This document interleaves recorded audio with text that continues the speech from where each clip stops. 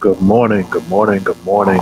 Good morning, my Black for Life family, friends, um, my team, um, all who are part of the Black for Life family.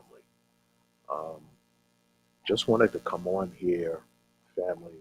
Um, this is totally unscripted, um, not scheduled at all. Just a conversation that I wanted to um, talk about and bring to our community. First of all, me as a black man, um, uh, hopefully sparking some conversations that we as black people don't normally have, um, that hopefully we can start having so that we can start healing, healing each other, healing um, top down from us as parents, grandparents, mentors down to our children, grandchildren, other loved ones. And that starts with mental health. And so I know so many of us have heard what happened with um, Twitch, DJ Twitch. He was successful DJ, part of the Ellen DeGeneres show. Um, that he actually committed suicide, which is heartbreaking. Um, and statistics have shown this is the time of the year where um, suicides are high, um, and we have to start talking about it's okay not to be okay, right? It's okay to be real to those people um, in our family, our friends, colleagues, whoever it may be, um, pastors, whoever, and it's that we're not okay. Um, if I could just be vulnerable for a minute, 10 years ago, um, my mom passed away, February of 2012, and I carried some guilt behind not being present at the time that my mom's passed away. Good morning, brother. And the chair that's behind me, I sat in that chair and considered suicide myself. I had it all figured out how I was going to do it and why I was going to do it.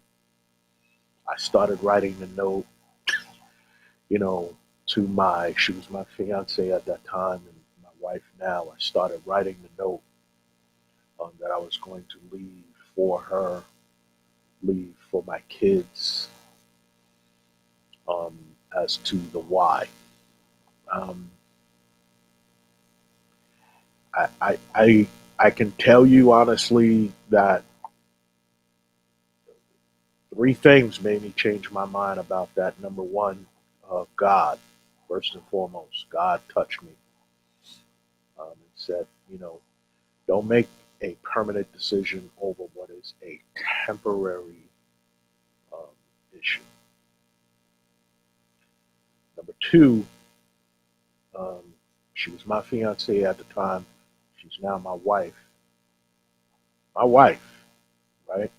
Um, and if you don't know the story about my wife and I, we dated in high school as sophomores in John Bowne High School in Queens, New York. We broke up, hadn't seen or talked to each other in 25 years.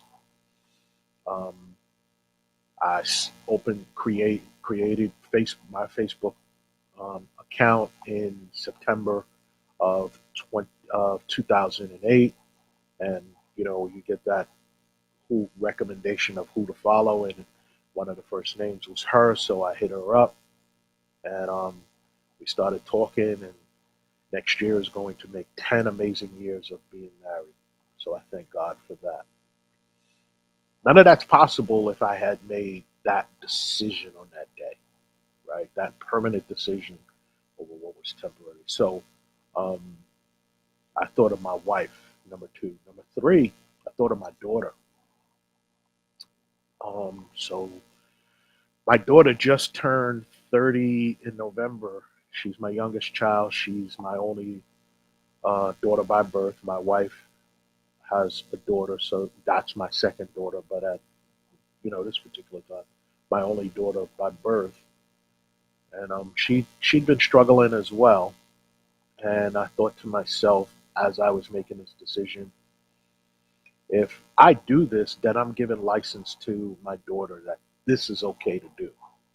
And I never, if you're a parent, you never want to leave anything like that on your child. So I just couldn't, for me personally, I couldn't do that. So that's why I'm here. Um, those three: God, my wife, and my daughter. I'm so sad to hear that Brother Twitch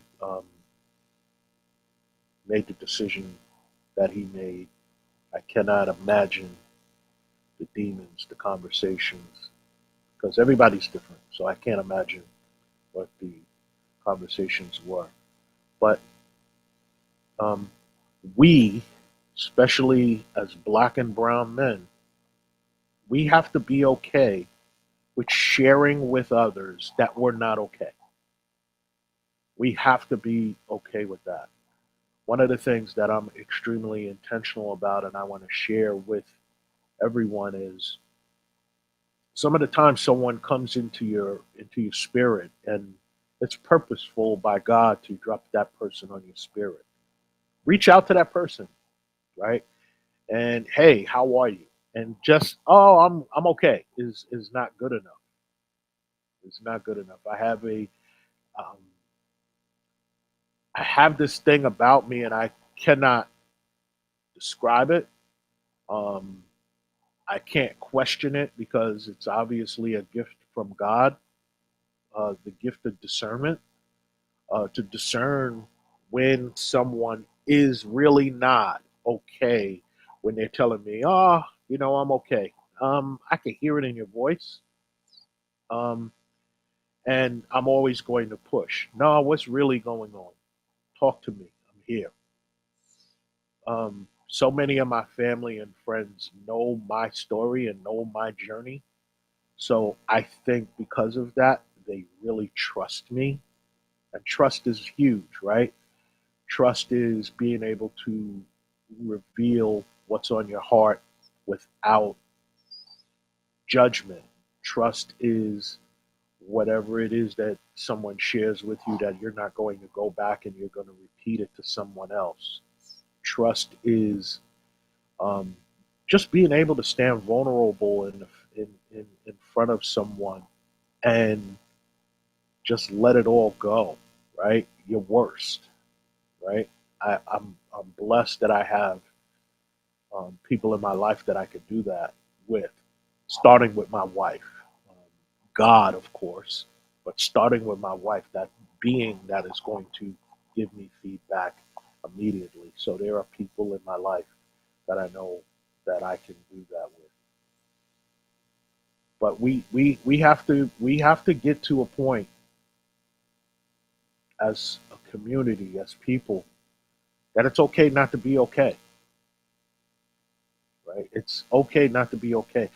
I went to the store yesterday and I just picked up a few things and the bill was $42. And I thought about that. I left the store and I was like, that was a lot of money for nothing, right? Um, Things are getting more expensive just to be able to provide for our families, for ourselves. It's becoming more and more difficult and you know, more burdensome, more costly. That's a real thing that we have to be honest with ourselves about. That that's an issue, right? Um, while the price of goods and services are going up, what's not going up, unfortunately, for some people who are living below the poverty line is their incomes, and that's a real thing, right? So that causes stress, that causes um, man, just stress alone. So we have to be okay with not being okay. We have to be okay with talking to each other. We have to be okay with sharing our burden. We have to be okay with reaching out to our brothers and sisters and just having conversations with each other. We have to be okay with if you are someone who's religious, or you're faithful, or whatever it may be, being okay with making a telephone call and praying with someone, right? You never know in your words and prayer who you may have saved at a particular moment in time. But these are things we have to be okay with. So I just wanted to come on. I just wanted to add, um, because it's so important. The telephone number. If you have a um, mobile device, you could just dial 988 for the suicide and crisis lifeline.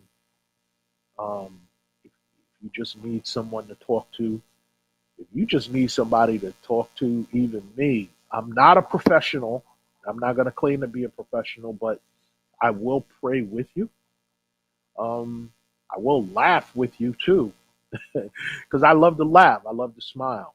Um, Inbox me, put it in the chat, right? Um, I don't care if you know me personally or you don't. I love all people. Um, and some of the time, even a stranger can get us out of that rut, that thing that we're in. But this time of the year, especially with it being the holidays, I have a lot of family members that are dealing with the losses either around this time or because of this time, dealing with the losses of family members. That's rough during the holidays, right? Because I know me, um, I loved Thanksgiving at my mama's house, right? Me and my siblings and our kids. First of all, when we were kids at mom's house, my mom's in the kitchen.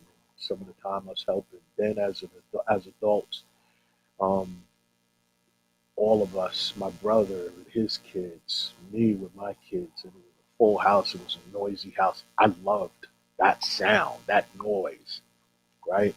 I miss that. And I miss hearing my mother in the kitchen. Jerome, can you, right? And being of assistance to her. I have cousins who lost their parents in an untimely manner, right? Um, I have, there's a lot on us during this time, and we we we have to um, be okay with not being okay, and just be real about it. Um, I feel like if I cannot be real with the people who are around me, why are you around me, right? And I'm always going to be real with my people. If you know me personally and you've ever had a conversation with me, um, I am not afraid to tell you I don't have it all together. I don't. Um, I have struggles on the daily. I do. I I have moments where life and emotions are the roller coaster. It's what you do when you're in the valley on that low.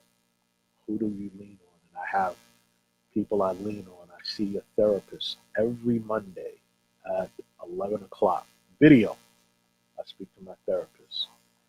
We have to be okay with having normalized conversations around mental health. It's it's necessary, and if we're going to change things, we have to be about it. I'd love to have conversations in the upcoming new year at least once a month with a mental health professional where we just talk about mental health because yes, we do have it. It does really hit us in the holidays. That doesn't mean the other 364 days per year it doesn't hit us. We have to be able to talk about it. So let's do that and let's be intentional. I love you all for the love of our people. Bye bye for life.